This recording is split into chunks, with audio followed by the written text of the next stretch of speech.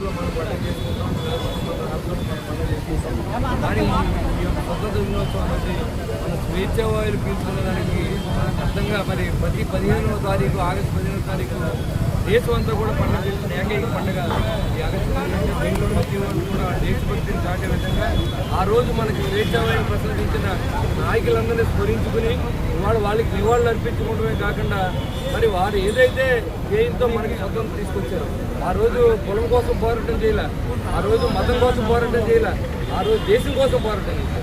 కానీ ఇప్పుడు నాయకులంతా ఏం చేస్తూ ఉన్నారంటే కులం కోసం పోరాటం చేస్తూ ఉన్నారు, మతం కోసం పోరాటం చేస్తూ ఉన్నారు.